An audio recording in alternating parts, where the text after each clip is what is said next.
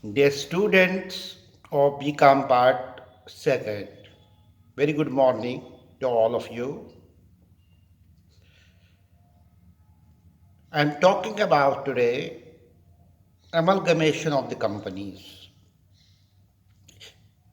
When we talk about the amalgamation, being a student of commerce, two more keywords come to my mind, that is absorption and external reconstruction. Whether it is amalgamation, whether it is absorption, or it is external reconstruction, both are important for the students of commerce to understand its meaning and the methodology of business processes. We know today is the age of competition. Everywhere in all businesses and services, we have to compete with each other's business in order to be in the business as a market leader. Problem is with the small businesses. Small businesses being having low capital are not able to expand their business and remain a business leader or compete with the prices. So they go for either amalgamation or for absorption or for external construction. We as the students have to understand what it is all about. It is all about, we say that amalgamation is one of the most popular forms of reconstruction of the operating and the financial shape and the size of the business firms. When we talk about the amalgamation in the accounting literature, the term is generally used when two or more existing business firms are wound up and a new business firm is formed to acquire their businesses. Thus, under amalgamation of the companies, two or more existing companies lose their individual identities and agree to merge their business together in a newly incorporated company formed for the purpose. For example, A Limited and B Limited wish to combine together their business activities by amalgamation. Then both A Limited and B Limited will have to give up their individual existence and form a new company which may be given any name, including as AB Limited. The newly formed, let us say, AB Limited will go for the purchase of the businesses of A Limited as well as the B Limited. But there is a slight difference when we try to understand the term absorption. In absorption, two or more existing companies combine together, but in this type of combination, a new company is not formed. In amalgamation, a new company is formed as cited in the example AB company. But in case of absorption, new company is not being formed. This we have to note about. All existing companies except one company are wound up and all or most of the assets and liabilities of the dissolved companies are taken over by the surviving companies which is not being wound up. In amalgamation and absorption, what is the main difference? This is now the question which most of the students must try to understand. The main difference is that a new company is formed in case of amalgamation for the purchase of the existing companies, whereas in absorption, a new company is not formed but dissolving company are merged into the existing company. In absorption, one company is being dissolved. For example, if A Limited and B Limited want to combine together for absorption, one of the two companies will be dissolved, wound up. Either A will be dissolved or B will be dissolved. And the remaining company, either A or the B, which is not dissolved, will purchase the business of the other company. That is the case of absorption. In absorption, mutual agreement among companies decides the shape, the forms of the combination of various companies, either by the absorption or by the amalgamation. Actually, amalgamation or absorption of the company is the result of the wish to combine together, and this formal shape depends on the mutual agreement between the two companies, that is company A or the company B. This is just an example. Now, there is one more word which the students of the commerce has to understand, and that is the external reconstruction. When an existing company goes into winding up and the new company is formed in its place, a purchase that existing company's assets, liabilities, and business, it is known as external reconstruction. Under external reconstruction scheme, the business of one existing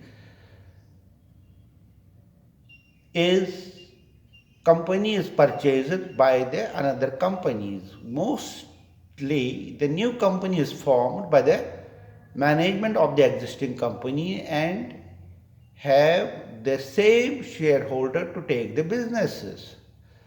That is to take over the assets and the liabilities of the existing companies and to recognize its capital structure and asset structure. Very important for us to understand. The purchaser of the new company keeps the name generally resembling that of the old one, so that the new company may take advantage of their goodwill. We can cite it with the help of an example. Uh, and also, it has been decided under section 232 to section 240, which deals with the procedural aspects of merger and amalgamation of the companies. For accounting, it is necessary to abide by the legal provision rules of the SEBI guidelines and the prescriptions given in the accounting standards. Students, we have the accounting standard of 14 for amalgamation. This we have also tried to explain you in the previous chapters as well when we talked about the accounting standards. Accounting standards AS14 on accounting for amalgamation has come into the effect, that is on 1st April 1995, and the main features of this act are as under. This statement deals with the accounting for amalgamation and the treatment of the other and the reserves of the resultant goodwill. The statement is described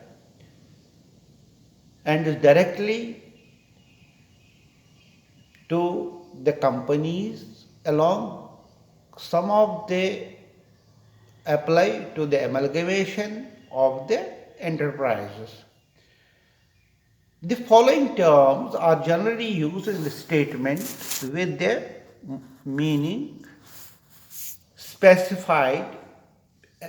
If we talk about the amalgamation, if we talk about the uh, absorption, or if we talk about the external reconstruction. In case of amalgamation means the amalgamation pursuant to the provisions of the company and the other statutes which may be applicable to the companies. Transfer company means the company which is amalgamated into another company. Transferee company means the company into which the transfer company is amalgamated. Reserve here means the portion of the earnings, receipts, or the surplus of the enterprises, that is both capital or revenue. And the amalgamation in the nature of the merger is an amalgamation which satisfied all the conditions of the amalgamation as are stated in Accounting Standard 40. There is another one, Indian Accounting Standard 103, AS 103 of the business combination. Companies having net worth of rupees 500 crores or more are mandated to apply Indian Accounting Standards, Indian ASAS, from financial year commencing on or after 1st April 1916. It was mandatory for all the companies to go for the accounting standards. Following companies are required to mandatory apply for Indian accounting standards from the financial year, and it has been given from 1st April 17 onwards that all companies listed on stock exchange in India or outside India mandatory accounting standards. Unlisted companies having net worth exceeding 250 crores but less than 500 crores mandatory for that. Shareholders holding not less than 90% of the face value of the equity share of the transfer company. There is one more, that amalgamation in the nature of the purchase is the amalgamation which does not satisfy any one or more of the conditions specified in subpara as above, that mentioned between A and B. Therefore, we have to be very, very careful to make the distinguishing feature of the acquisition between the acquired company and the company which are offering all the assets and the reserves to the acquiring company. When we go for the explanation in its detail about the type of amalgamation, as far as explanation version is there, generally speaking, amalgamation fall into two broad categories. In the first categories are those amalgamations which there is a genuine pooling, not merely of the assets and liabilities of the amalgamating company, but also the shareholders' interests and all the businesses of the company. And second, and the amalgamation is classified as amalgamation in the nature of the merger, which all the conditions are listed in the accounting standards. So, there is also one methodology, that is the computation of purchase consideration when we go for the merger as well as when we call for the absorption or the external reconstruction. There are methods of accounting for amalgamation. There are two main methods of accounting for amalgamation. Number one, the pooling of interest method, and the second is the purchase method, which we will discuss tomorrow. In case of the difficulty, you can contact me on my WhatsApp number 935 132 9052. Thank you so much.